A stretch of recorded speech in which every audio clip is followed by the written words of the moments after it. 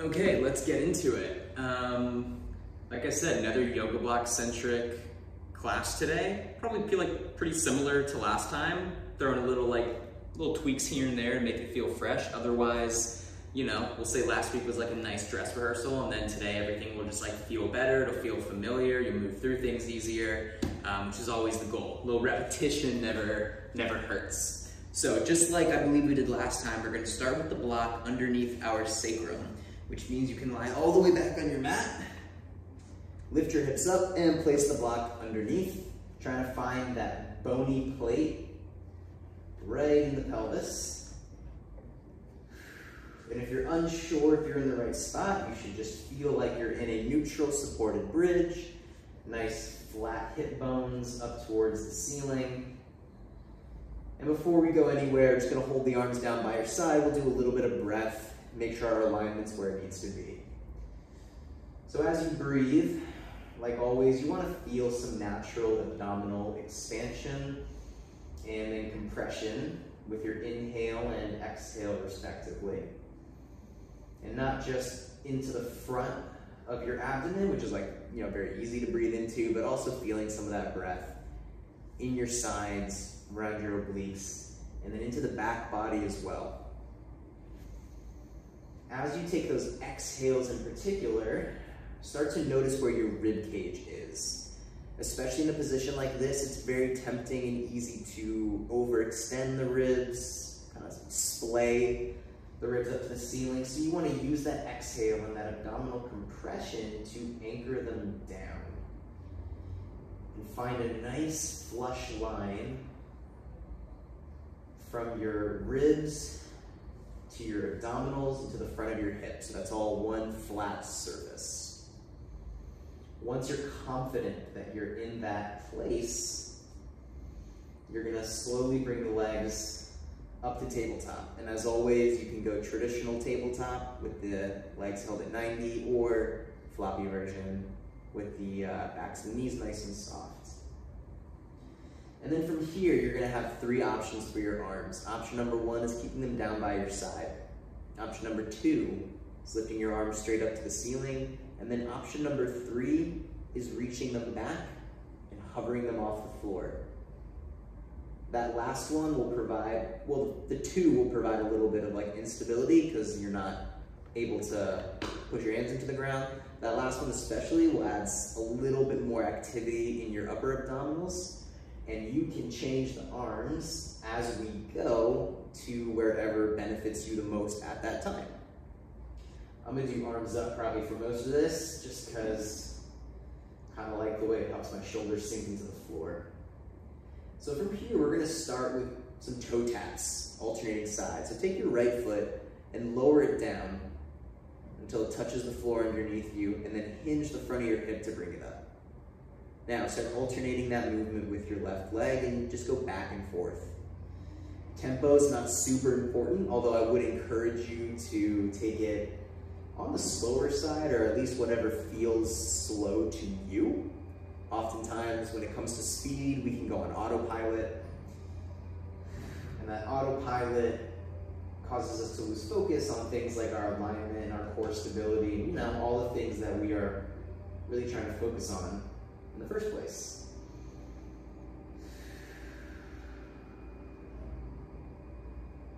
Now let's take one more of these right and left.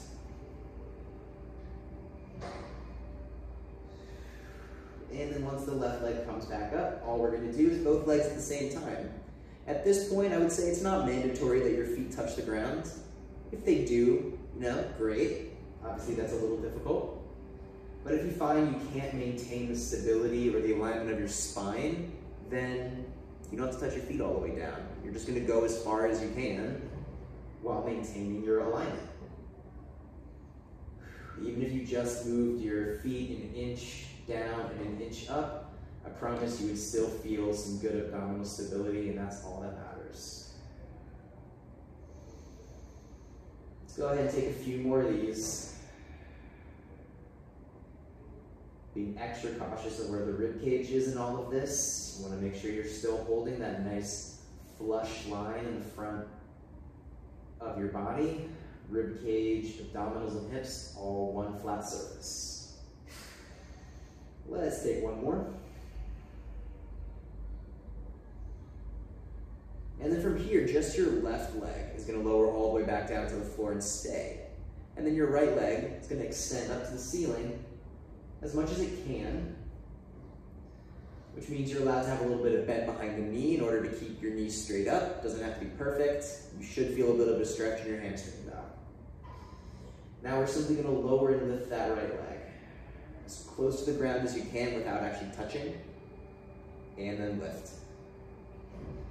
Keeping similar goals in mind here as the previous few exercises, right? Keeping that flush alignment in your abdomen, keeping your abdominals stable. And if you do all of those things, you should even get a little bit of stretch in the front of your hip the lower your leg goes. And if you're very flexible, maybe you don't get a big stretch, but you should feel maybe we'll call it a release of some kind. By taking the leg down, you are lengthening your psoas. Now from here, we're going to add the opposite arm into it. So as your right leg goes down, your left arm is going to go back, hovering off the floor. Good. And if you were holding both arms in that backward position until now, you're just going to lift the left one up to start so that you can move it with the leg, back and up. And so that's just if you were doing the back arm variation this whole time.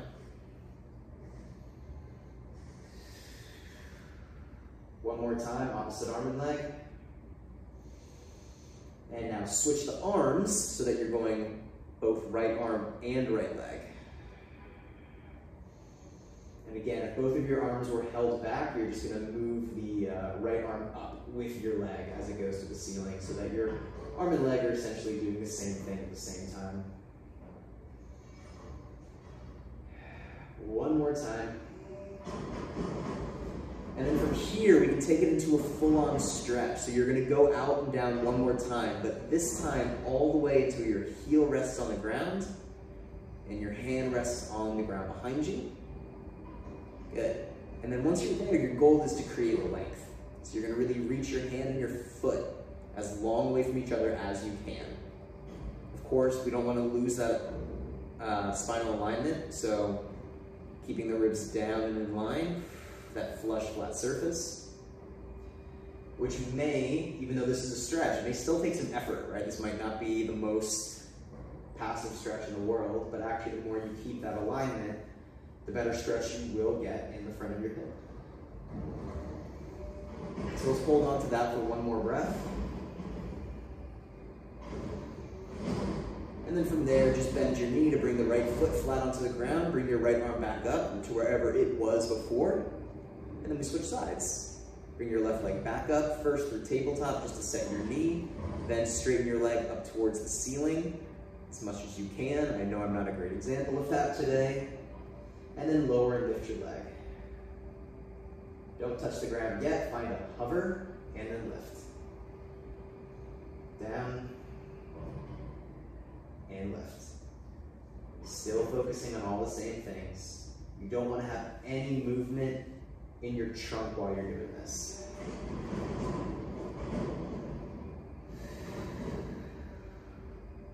Let's take one more with just the leg by itself. And then start to add your opposite arm, so it's right arm and left leg together. Don't allow that to take you into any kind of tip or twist or any kind of asymmetry in your trunk. And now switch the arms, but keep the same leg moving so you have left leg and left arm together.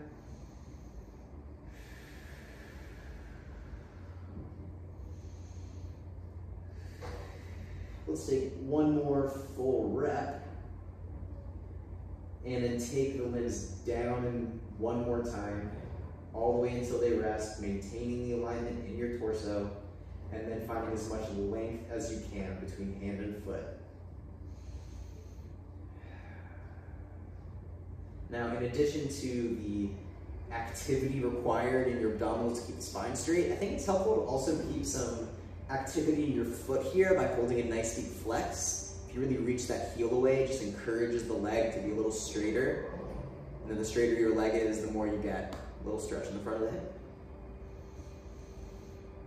And let's hold on to this for one more breath. Make sure it's nice and deep. The deeper you breathe, the more you'll feel it where you want it. And then from here, bend your knee to bring your foot flat, bring your arm back up. Good. All right, from here, we're gonna keep the block underneath our hips for one, maybe two more things. We're gonna keep it here for a little bit of an ab series. So, to start, you can have your hands by your side, bring both legs into tabletop. Now we're gonna get started, just like in our ab series, with a single leg stretch. So you're gonna hug your right knee in, maybe not super deep because you don't wanna tip your pelvis off the block. The block's gonna help keep you honest. And then reach your left leg out and forward. And because we're elevated on the block, you can even think about lowering the leg down a little bit. Finding a little hip extension, just don't touch the floor. Now from here, you have the option to keep your head down or lift your head and chest up like you normally would. And now it may feel a little restricted because your hips are elevated, so even if you curl super deep, you won't get a ton of height, however much you can. And then from here, we do, as usual, breathe in to hold, exhale to change. Breathe in, hold, exhale, change. Of course, there's a trash compactor right outside as class has started. Because you can't go anywhere in New York City without a little bit of ambient noise. Whether it's my apartment or this gorgeous studio, always sounds of the city. Good, now we just take it a little bit faster for 8, 7, 6, 5, 4, 3, 2, and 1. Let's bring both knees in for a second, let the head go down. Holding flexion with the block is pretty difficult, sometimes for the neck too.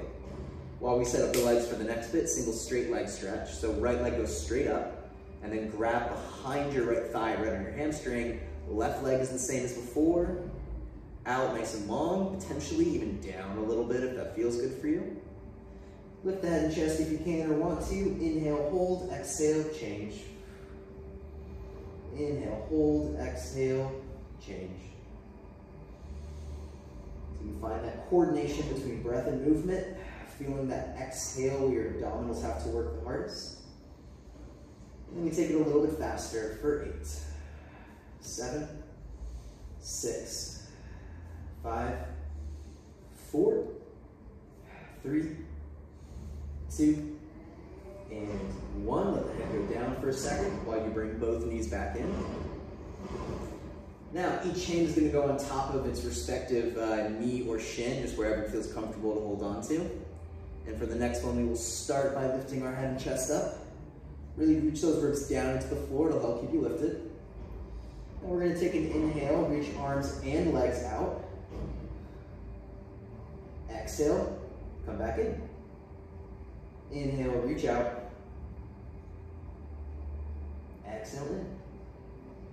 For this one, we're going to keep it slow. We're not going to go fast. We keep coordinating the breath. Frankly, it's just such a big movement. It's nice to be able to have the time to move through your full range of motion and not stress about the tempo. Let's go for one more.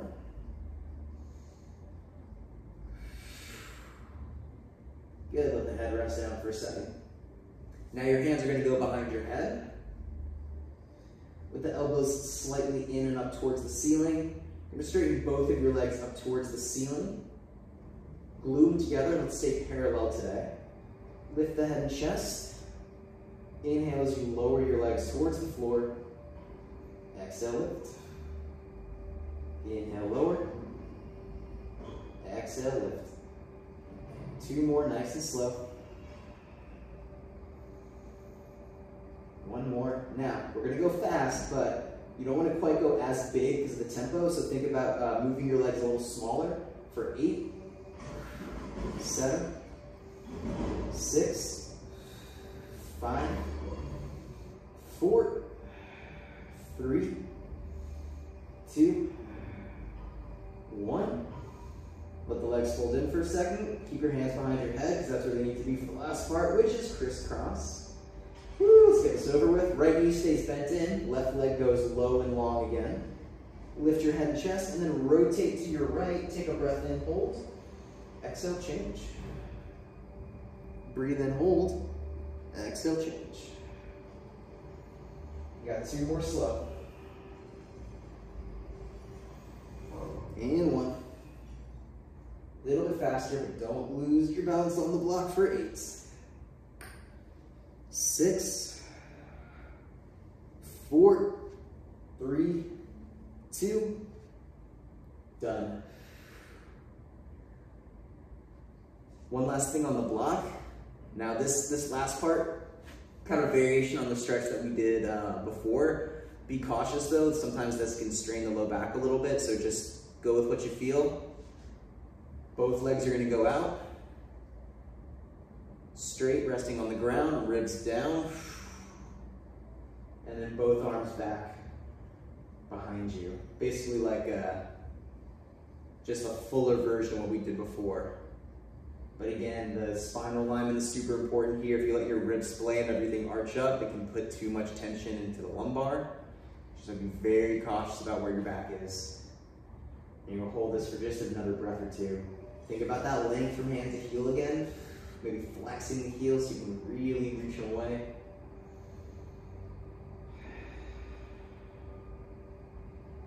Good, and then bend the knees, bring your feet flat, bring your arms back down, lift your hips up so you can take the block away. Lower your spine, and now hopefully it feels like there's a little extra space down there. Which is good, because now we're going to do some bridging.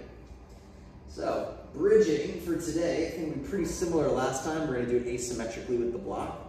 So you're going to start by taking the block and placing it underneath your right foot only. If your foot is longer than your block, which it probably is because blocks aren't very long, prioritize having your heel on the block than your toes, because that's where you need your weight. So if your toes hang off the edge a little bit, that's totally fine. Now, other than the fact that your right foot is elevated, you still want to be parallel and neutral like you would in a normal bridge. So you want the legs to be right in line with your hip sockets and the knees and toes pointing straight forward. Like we would for bridging, we're going to start with pelvic locking. And I'm going to give the same 3 options with the arms as we did earlier. You can either have them by your side, up to the ceiling, or reaching back behind you. So for a little extra upper abdominal challenge, I'll go with arms up again, just like my happy place for today, I guess. Once you're set, start to rock your pelvis back and forth. Tuck the tailbone, point your pubic bone up to your face, engage your low abdomen, imprint your low back into the floor, and then go the other way, and essentially overarch your back a little bit, but just the lower back. Now at your own pace, start going back and forth between the 2. As always, you can visualize it as a contraction release in your low abdominals. You can think about this like a massage for your sacrum and your lumbar spine. You can think about it as tipping your pelvis front and back, whatever visual helps you achieve the movement to the best of your abilities. It'll all achieve the same thing. Let's take 1 more of each. Tuck and arch. And then you're going to use your next tuck to go into your first bridge. So pelvis tucks. And now peel 1 bone at a time off the floor. And then stop there at the top for a second, right? Because we've got these asymmetrical feet, but we don't want asymmetrical hips. That means your glutes are going to feel like they're working a little differently. Hamstrings will feel a little different, right? Because we want the 2 pelvic halves to be on the same level. It's just the foot that's somewhere different. When you're sure you're in that place, go ahead and roll yourself down. All the way back to neutral, and as soon as you're down there, go right back up. I'm actually going to adjust my block a little bit. Got a little too far away from me. There we go. Sometimes when you're working with props, you got to do a little trial and error. Tweak it a couple of times, get it in the right spot. more time. Once you're up on that bridge, hold it. Now you're going to shift all of your weight into your right foot. So push that right heel really hard into the block to then bring your left leg up to tabletop. And then from there, push your hips a little higher. Good. Now we're going to do some single leg bridges from here. You're going to keep your left leg up on tabletop as you roll your spine down. All the way to that neutral. And then back up, only on the right leg. Tuck the tailbone. Push into your right heel. Lift your spine. Roll down. All the way to your neutral, and then right back up. Tuck the tailbone. Peel your spine off the floor. Push into your right heel. And roll down. One more time on the right leg. Tuck and lift. Good. Now stay up there for a second. We're going to transition into a figure 4 position. So get your left ankle over your right knee, a little different from last week. Push your hips up, open that left knee as wide as you can. And then roll down, holding that figure 4 shape. Still all the way to your neutral. To go back up 2 more times. Tuck the tailbone. Everything about this, still the same. You want level hips, good articulation through the spine. Lots of work in the posterior part of your right leg. You just got this nice hip opener on the left side. So if you're really hating this or this is super hard, you can just focus on the fact that you're also getting a hip stretch out of it. And once you finish up your third one, switch sides. You can put your left foot back down, push that block over.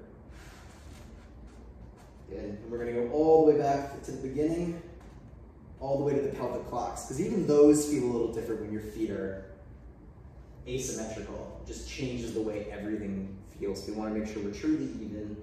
Going all the way back to the pelvic clocks, right? Make a decision with your arms. And then start to tilt your pelvis. Contract and release the low abdominals. Massage the sacrum and the low back. And remember, it's however you want to think about this. As long as it achieves that pelvic movement we're looking for.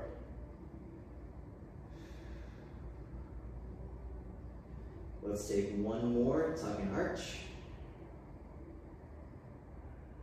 And then use your next tuck to go into your first bridge. Keep everything about this even, other than the fact that your left leg is on the block. Both halves of your hips are level, torso is nice and even, spine is articulating nice and even. It means the legs will feel different as they work. You don't want anything from your waist up to look different. You can go one more time. Same as before, hips stay up. Put all your weight to your left foot so you can lift the right leg up and push a little bit higher. And then from there, we start single leg bridges, roll down. Still all the way to your neutral, and then back up. Push through the left heel. And you're gonna find one side feels, we'll say different from the other, right? It's gonna feel stronger or weaker. Maybe this is your good side.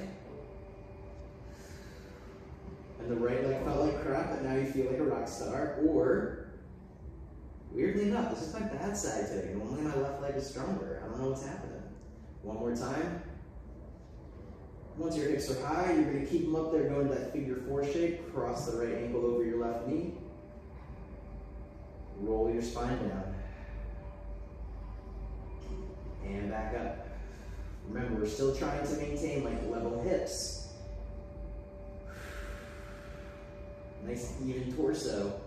No dipping or twisting or tilting. Just that nice open right knee. One more on the left side, and then this part's over.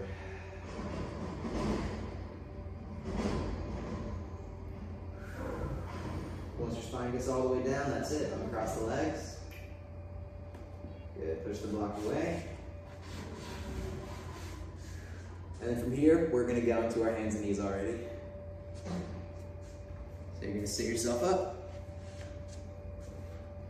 come into a quadruped. We're gonna do a few things without the block first, just to be really even, get things moving and engaged appropriately, and then we'll start doing some asymmetry with the block. So just get your hands under your shoulders and knees under your hips. Find a nice long neutral spine, which means lower back is flat, upper back is a little bit supported, head and neck are long in front of you in the same line as your upper back, fingers spread, index fingers pointing forward, and as soon as you're ready, cat and cow. Okay, contract your abdominals up to the ceiling, tuck your tailbone around your head forward, and then reverse, arch your back. But don't lose the support in your shoulders. Now at your own pace, alternate. Make sure your abdominals stay active even when you arch, even though they get nice and long.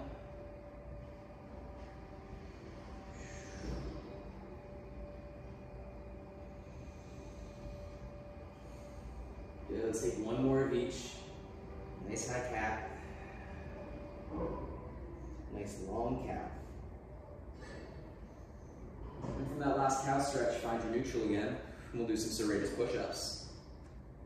So we're going to keep the spine neutral. Bring your shoulder blades together behind you, which will dip your spine down a little. And then push to the floor to spread your shoulder blades wide. Go again, shoulder blades in. And out. Good. As a reminder, the hardest part about this is maintaining your neutral spine.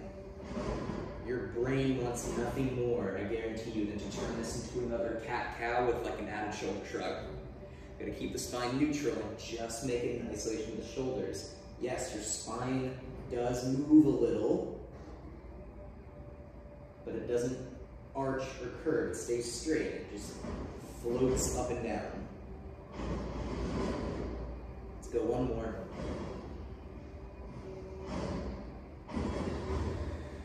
Good. Now let's get the block underneath our right hand. So, there are different ways you can put your hand on the block. If you're comfortable just putting the whole hand on it, that's fine. If you feel like your wrist creases too much there because the block is kind of soft, you can always bring your fingers over the front. If that's not comfortable, you can bring your fingertips over the side. If you do that, do the same rotation with your other hand. In other words, if your fingers are hanging over the side edge, then you're going to take the hand on the floor and also turn it out just to be like as even as possible. So all of those options are available to you. You kind of want to go with whatever makes your shoulder and your wrist feel the happiest. So once your hand is on the block, you're going to push up so your left hand is actually hovering off the floor. That way your hands are at the same level. Now, the first thing we're going to do here is another cat-cow, right? We did this last week. Basically like a one-arm cat-cow. It's great. So you're just going to keep your left hand hovering as if it was also on a block. And then you're going to tuck your tailbone, lift your abs up around your spine, right? It's your cat. And then go into your cow. The big difference here, there is no weight on your left arm, so this is going to feel maybe more like an exercise for your right shoulder than it does a big stretch for your spine. It is still a stretch for your spine. You just may notice the work in your right shoulder a bit more now that it's in this strange place. Let's take one more of each.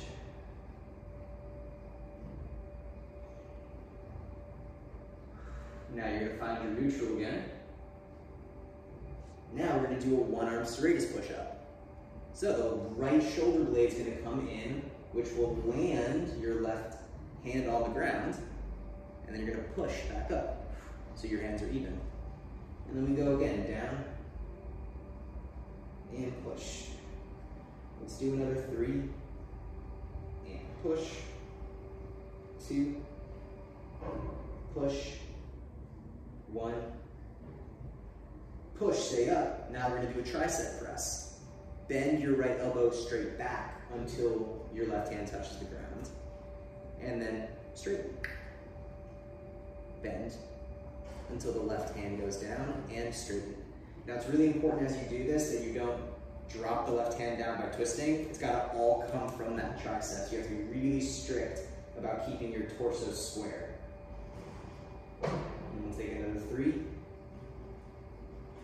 And 2. And 1.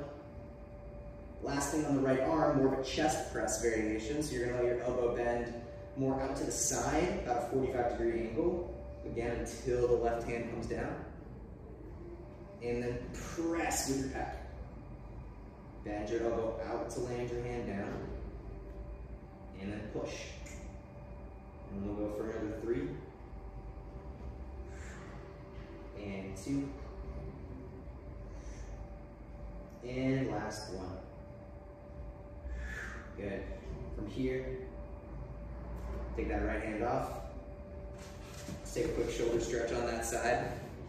So from your neutral quadruped, you're going to take your right arm, feet underneath yourself, do a little twist all the way until your right shoulder comes to the floor, and just enjoy that for about 30 seconds. Take nice deep breaths, let your right shoulder feel super easy.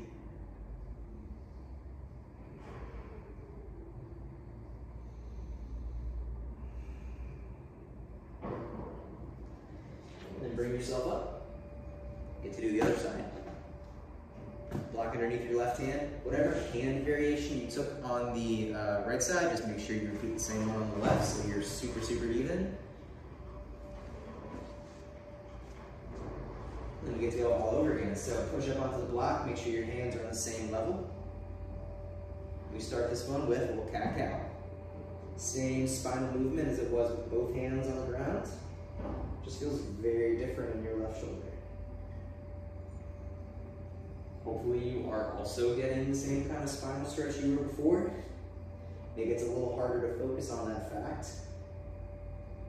but I promise it's still happening. And let's take one more of each.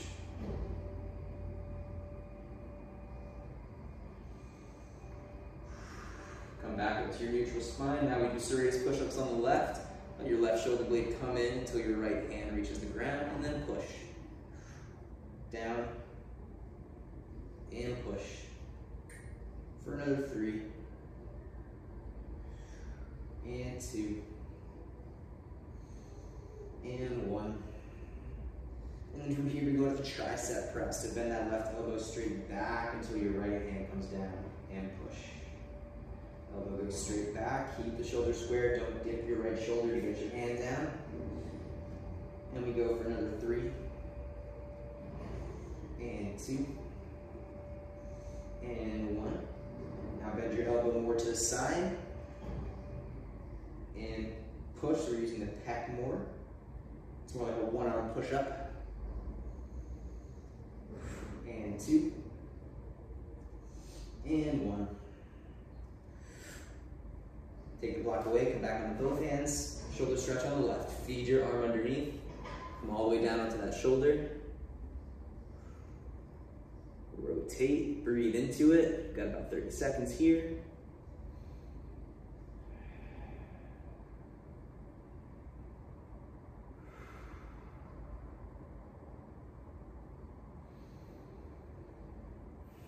And then lift yourself back up onto your hands and knees. Now the block goes to a new place in between your legs.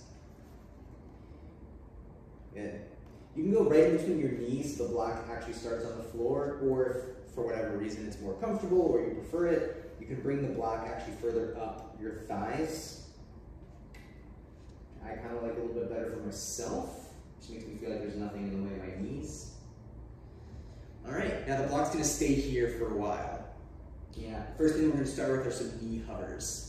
So from your quadruped, find your neutral, find a little bit of pressure into that block just to turn on your inner thighs, then tuck your toes under behind you. All you're gonna do is lift your knees 1 to 2 inches off the floor, and then hold. Just gonna breathe into this, find a little bit of pressure into the block. Obviously, if you drop it, it means your inner thighs are not doing their job. So err on the side of extra squeeze. Usually doesn't hurt. Take one more breath. And slowly float your knees down. Good. We're gonna go back into the knee hover, add a little bit of rotation into it, which will be fun. The block will help keep our legs a little honest when we do this. So as soon as you're ready, tuck the toes and lift your knees. Now what's gonna happen is, you're going to rotate your lower body, which will lift your left foot off the ground. The block will help keep your knees straight, so you're gonna have a little twist in the hips, while your shoulders try and stay square to the floor. And then you're gonna put it down and go to the other side. It might feel like your lower body's rocking a little bit. We're just putting a nice oblique element into our knee hover. Again, the goal is to rotate the lower body, but keep your head, chest, and shoulders square to the floor. We'll go one more each side.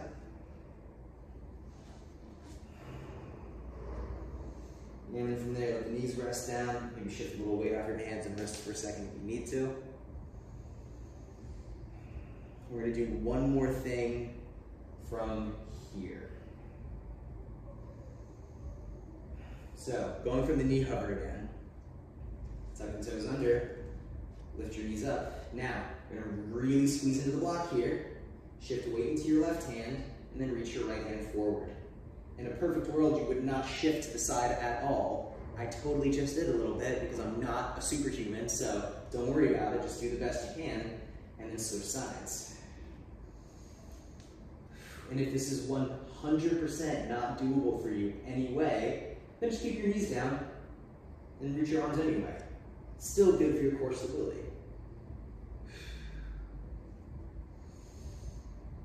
We're going to go one more on each side. Keep squeezing into that block. Make your goal to be shifting less than I am. It's a work in progress. And then rest your knees down, shift a little weight off your hands. Give them a counter stretch if they need to. Yeah, that last part is definitely like, just striving for the ideal version of it is all you really need to do. Like it's, you know, you'd have to be really superhuman strong to keep that perfect. There are totally people out there who could do that much better than me, but like I said, as long as you're striving for that perfect form, it's really good work. All right, now we're going to take this into some plank. So you're going to keep the block right where it is. Go ahead and crawl yourself forward to the front of your mat. No, sorry, I misspoke. You're going to go to the back of your mat. Went on autopilot for a second. Because to get into our plank, we're going to go into our knee hover, and obviously your legs won't be able to step back, so we're going to have to crawl your hands forward. All right, once you're at the back of your mat, yet again, you're in a neutral quadrant. Tuck your toes under, lift your knees up, and then from there, you're going to walk your hands forward to find your plank.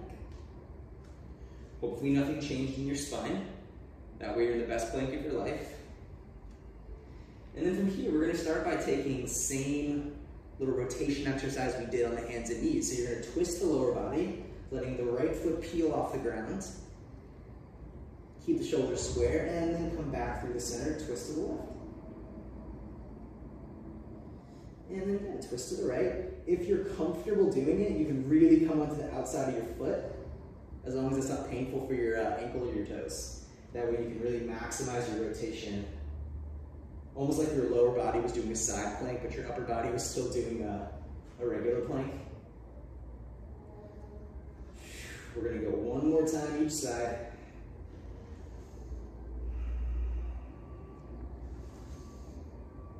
And square it off. Now we're going to come back into our knee hover to rest for a second. So bend your knees, walk your hands back. Rest the knees down. Take a little weight off your hands for a second because we're going to try that arm reach in the plank too. I will remind you yet again, perfection may not be in the cards tonight, and that's okay. As long as nothing hurts and you're doing the best you can, that's all that matters. I would say the biggest thing here, other than trying not to shift, when we do get out to the plank and reach the arms, be very cautious of the remaining shoulder. So if you're reaching your right arm out, just be really careful that you're not collapsing into the left side. you have to just push the floor away from you super hard. That's why we do those serratus push-ups, is to practice that feeling of pushing into the floor and getting the shoulder blades set really wide. All right, let's get this over with. It's gonna be fun. Hands and knees first. That way we can set up the best possible alignment in our spine. Tuck the toes under, lift your knees up, and then walk your hands forward. Get into your plank, squeeze into that block for support. Definitely squeeze your abdominals for support, and then try and reach your right arm in front of you. And then left arm in front of you with as little shift as you can manage. Emphasizing the as you can manage part. And we're just going to go one more time on each arm here.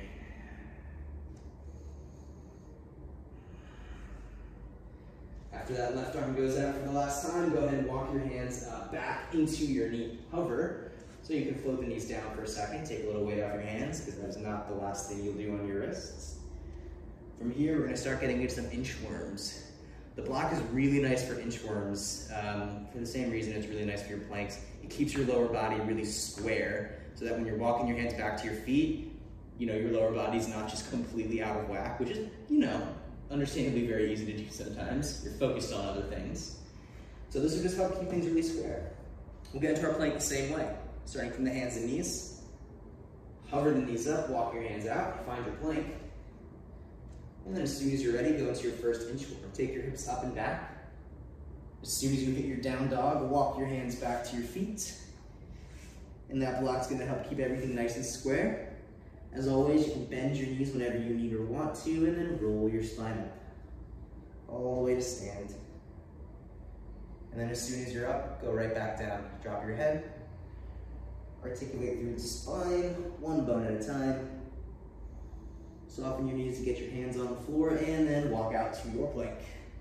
And that block will help you keep everything from rocking around too much. Let's go 2 more times before we try and add anything else onto it. Just hips up and back. Hands to feet. Softening the knees as you need to. Roll the spine up. And then as soon as you're up, go right back down. Drop the head, round through the spine.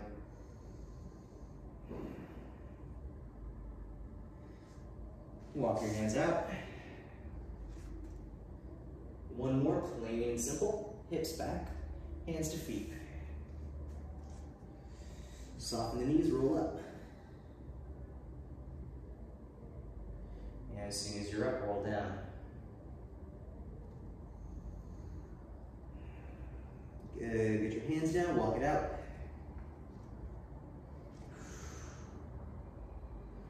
All right.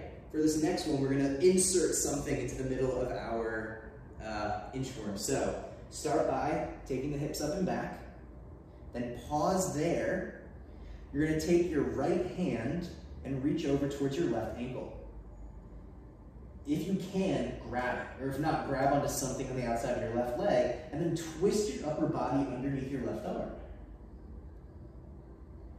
Now switch. Again, this one's really nice to do with a block between your legs because it'll help keep your legs from getting away from each other or becoming uneven. Good, and then from there you continue. Walk your hands all the way back to your feet. Soften your knees, roll up. And then once you're up, go right back down.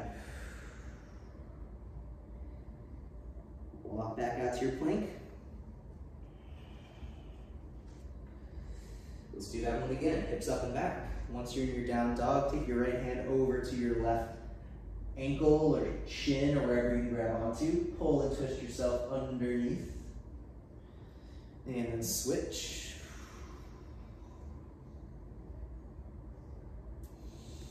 And then continue to walk your hands back. Soften the knees, roll up. And then back down.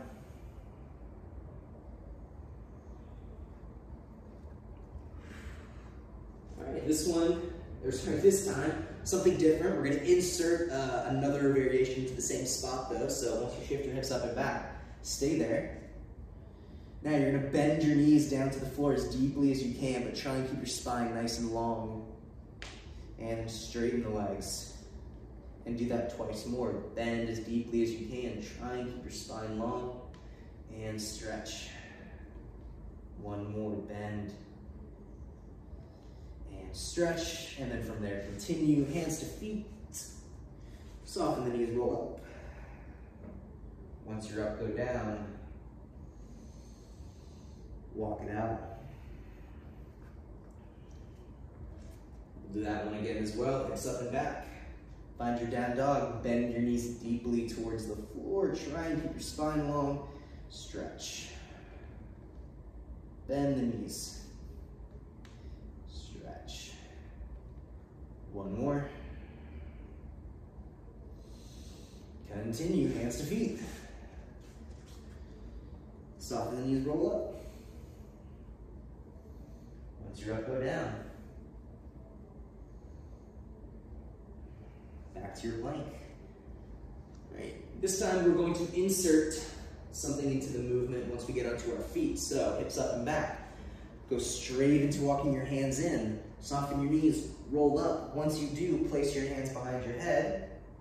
Do a squat. Sit your hips back and down as low as you can. That block's gonna help keep you parallel. And then stand up and do two more. Sit back, squat. And stand. One more. Down and squat. And stand. From there, continue. Roll down. Walk out. And again, hips up and back, hands to feet. Roll up. Once you're there, hands behind your head. Sit your hips back and down. Squat as deeply as you can. Don't lose the block, and up. Two more. And one. Good. And from there, roll it back down. Get into your plank. All right, one more time, all the way through your inchworm. This is the last one, I swear. After this, we're staying on our feet for the rest of class. Back to your feet. Soften your knees, roll up. And then once you're there, do not go back down. Take the block out. Done. All right, the last thing we're gonna have time for, a couple of balance exercises with the block. So, I know my upper body's gonna be pretty cut off for this. Actually, what am I talking about? I'm not in my apartment right now. I have all the room in the world. I'm just gonna move myself back. What a concept, now you can see me. So nice not being in my apartment. All right, you're gonna place the block down on the floor long ways, on its lowest height, and then you're gonna step your right foot onto the block. Just like when we did our bridging, it's more important that your heel is on the block, so if your toes hang over a little bit, that's fine. And then from there, you're gonna stand up on it and get your legs even. Sometimes it's helpful to just put them completely together first so that you're, you know for a fact they're in the same place, right? You feel your knees and your ankles in the same spot. And then from there, you just separate the left one out a little bit. Good. Now, you have a couple options for your arms here. I kind of want you to do whatever makes you feel the most balanced. Woo! So that can mean on your hips. It can mean out to the side. Could mean behind your head. As long as your arms are symmetrical, that's fine. You could really just place them by your side as well if you wanted to. If you do, maybe bring your palms forward, that way they don't just kind of dangle arbitrarily. I'm gonna go behind the head because it's my fave. All right, from here, just a couple of balance exercises. So make sure that your right foot is really planted into the block so you feel weight in your heel and the pad of your big toe. Yeah, even if your toe's hanging off the edge a little bit, you want to feel that general area grounded down. It's very easy to roll into the outside of the foot, and it's not a very stable place for the ankle. From here, we're going to keep the legs straight and drop, whoops, drop the hip down, the left hip. Good. It's essentially a little like hip hike on the right side, and then from there, you're going to reverse it, pick the left hip up, hike that one, and then alternate. So we're basically like purposefully moving through two places that would ordinarily be things to avoid posturally, but doing them purposefully with attention, we're really working out the outside of that right hip. which is so important for your balance. You've got some really important stabilizers on the outside of that hip. So go one more time, down and up. Then even out your legs again. If you need to put them together for a second just to double check, you can. Now you're going to keep your hips totally level and just bend your left knee up, straighten it down. Kind of the polar opposite of what we just did. We want to get that pelvic stability in, and then your left leg is just there to challenge it a bit. Good. All right, let's go one more time up and down. Now from here, something that I think different from last week, we're going to do the tiniest little step up. So you're going to bend your right knee, pitch your body forward a little bit so that your left foot lands down on the ground right behind the block. Not directly behind it, still to the side, but to the back end of it. And then you're just going to step up by driving your right heel down, using your glute a little bit. And then again, bend your right knee, pitch forward a little, and then push. Yeah, good old-fashioned step up. It's just not terribly high, which is great because it means you can really focus on keeping your hips level, on tracking your right knee over the toes. Because yoga blocks are a little soft and unstable, it means that there's plenty of work going on in the ankle that might not ordinarily on a larger step up on a sturdier surface. Good, one more. And then from there, step down, shake it out, change over to the other side. Yes, perfect. All right, step the left foot on. Remember, prioritize heel over toes. Step up onto the block. Get the legs even. If you need to put them together for a moment, and then separate. Whatever you did with your hands and arms on the first side, do that now on this side. Ground your heel and the big toe, the closest part of your foot to your big toe, it's on the block, into it so you don't roll onto the outside of your foot. That's really important, just don't roll onto the outside. Now you're going to lower and lift your right hip. Sink into it and then hike it up. Down and left. Good. Obviously make sure that the left leg is staying straight for this, otherwise, I don't know, it's just a different exercise. You definitely won't get the same benefit out of it. Let's go one more, right hip down and up. Good, and then make everything level again. If you gotta put the legs together for a second, do what you gotta do. And then simply bend and stretch your right leg. This time keeping your hips completely level. That being said, it's important that you lift your knee by just very easily hinging the front of your hip. Yeah, if you grip too hard to lift your right leg up, then you're gonna end up hiking again, right? That was the previous exercise. You wanna go for that stability and that nice level posture. Okay, let's go one more. And now, last one, bend your left knee, tiny pitch forward, land your right foot down, a little bit behind you, and then push and step up. Good, and take it again, bend, make sure your knees are tracking right over the toes, push and stand. Good. Really focus on the stability of that left ankle. Make sure you're not rolling onto the outside of your foot. Lots of weight in the heel, grounding the big toe, or at least the line of the big toe if your toe's hanging off the front. Good, one more.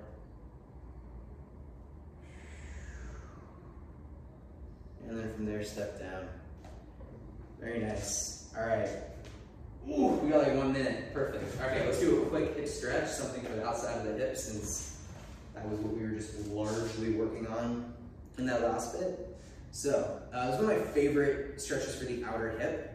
It can be a little tricky to get into, and balance can be funky for it. So if there is something to either side of you could hold on to, that's great, just in case you're feeling a little unbalanced. So what you're gonna do is cross your right leg behind your left. That means the left knee's gonna bend a little bit, and you're gonna come to the outside of your right foot. Yeah. Then from there, you're just gonna side stretch up and over. So the right arm's gonna come overhead, and you're gonna really sit into that right hip. So you might get a really big stretch down your side, but you want to try and find it on the outside of the right hip. So again, if this is tricky for you balance-wise, maybe find something to hold on to with your left hand. Just sink into it as much as you can.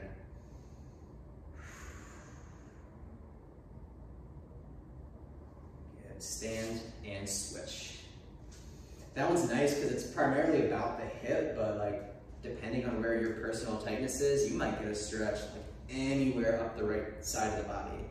So it's nice. It could potentially be a 2-for-1 or a 3-for-1, or like wherever you've got some tightness on that line, you'll feel it. So left leg behind your right knee is bent, you're on the outside of your left foot. And then from there, just sink into that left hip, reach up and over. And as you breathe, just keep sinking deeply into the stretch as much as you can.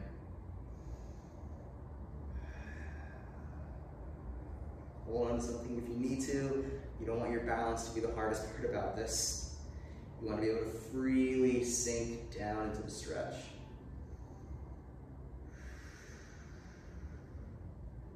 Let's take one more breath to finish it out.